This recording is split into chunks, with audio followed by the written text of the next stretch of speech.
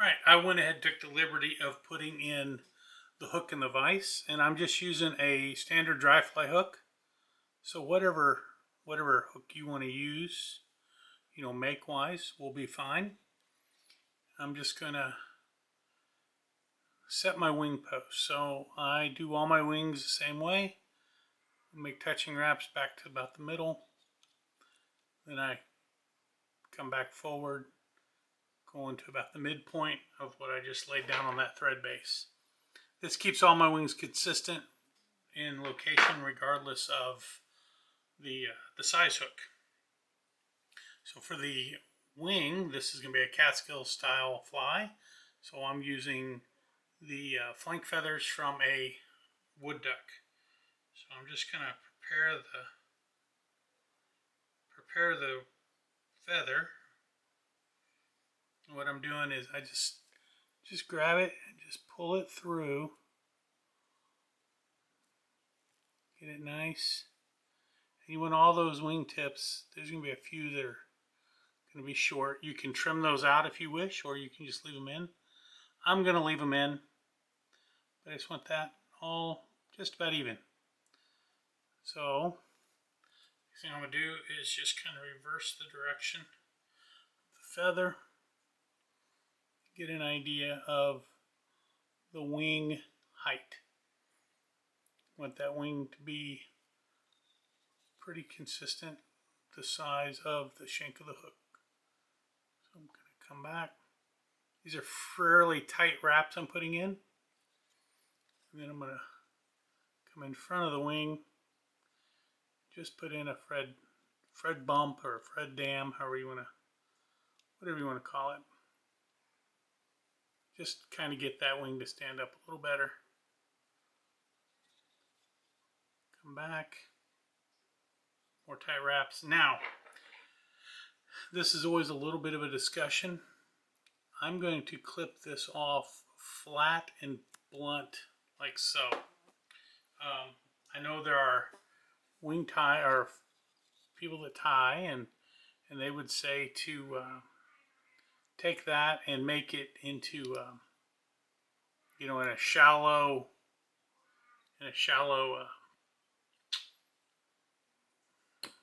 angle. There we go, shallow angle down, and taper it down to the tail. But that's not what we're going to do here. All right, I'm back. Sorry about that. My battery died. So what I was talking about is when I tie in the tail fibers, that'll all be filled up. All right, so let me rotate this. You can kind of see the wing, and this is a divided wing, bunch wing.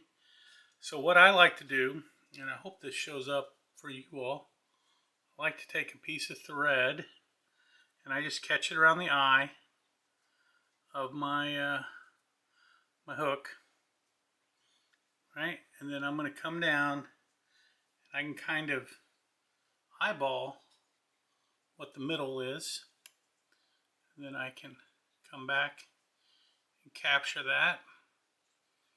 And if you capture a couple fibers, don't worry about it.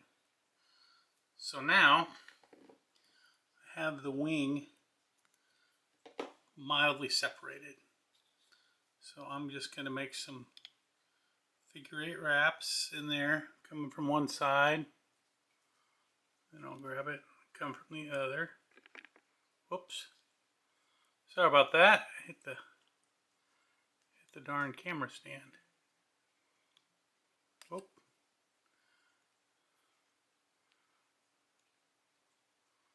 Want to get all those fibers there. There we go.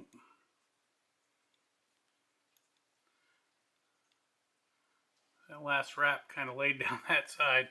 So what we'll do, we're going to kind of come up, and I'm just going to make just a few wraps around these clumps of feather. Not a bunch, not terribly tight, just something to keep them together. Then I'll do this side. That's the pleasure of having a rotary vise when you're doing this kind of work, is you can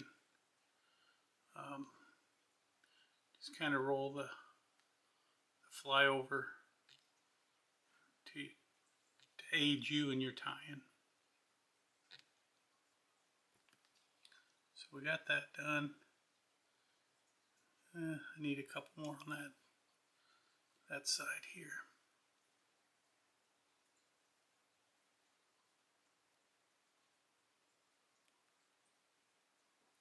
That one just flipped out on me. You just want to, it's taking a little bit longer than normal. Usually don't have a camera between me and my fly. There we go. Now you can see I got a nice divided wing. So we'll come back here, and the next thing we're going to do, I captured a couple fibers. We're going to go ahead and clip those off. And again, I don't do a lot of editing on my ties because I want new tyers to understand things happen when you're tying, and you can overcome it. All right. So this is the tail we're going to be using, and it's off of a medium done neck. So what we're looking for this is we want fibers that are nice and straight and stiff. Don't come down here and get these real weak ones. They're not going to be strong enough to support it. So I'm just going to take a pinch and just pop off the material I want. So I got them there. And we'll just kind of measure them to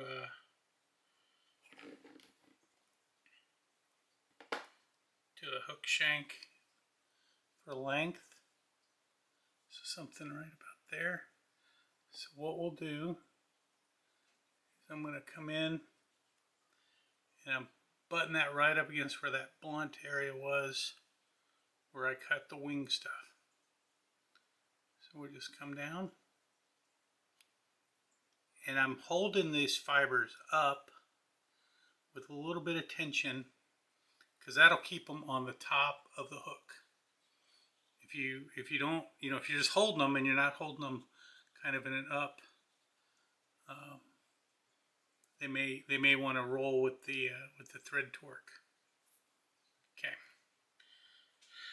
So the body on this fly is made from a quill from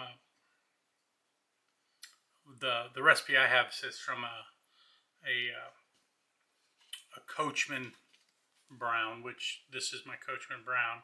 So what I did is I took one and I stripped it out, stripped all the barbels off of it, and this is what I'll be using for the body. Now this is a super old pattern, and you gotta remember these things are being tied well before any synthetics. So I'm going to zoom in just a little bit so you can kind of see this body a little better. All right. So this is the Red Quill for the Red Quill Dry Fly. So we're just going to come in and we're just going to make touching wraps.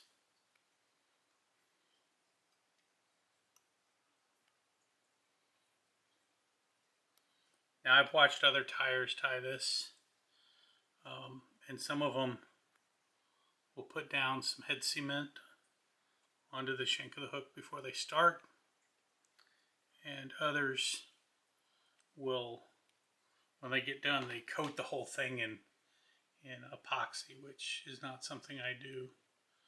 If I was going to fish this fly, I would probably have put some head cement down, but this is just a demonstration for YouTube or TikTok or wherever this ends up. So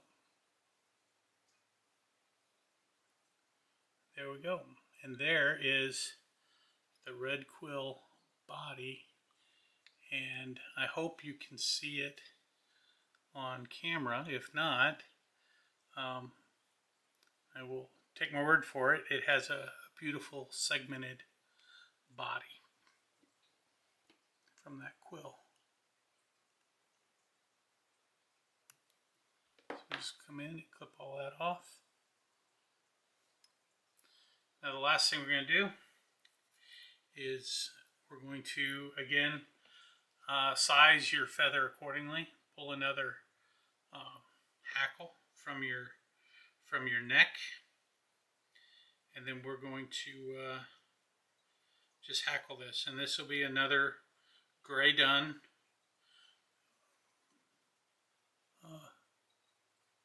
feather I'm using. Same type of feather, same color feather anyway, that I used for the tail. So I like to come in, give it several wraps behind the eye and then in front of the eye. And then I will clip the rest of that stem off. I know some people will fold it back and tie it in and do all kinds of craziness with it. I generally don't do those things. So,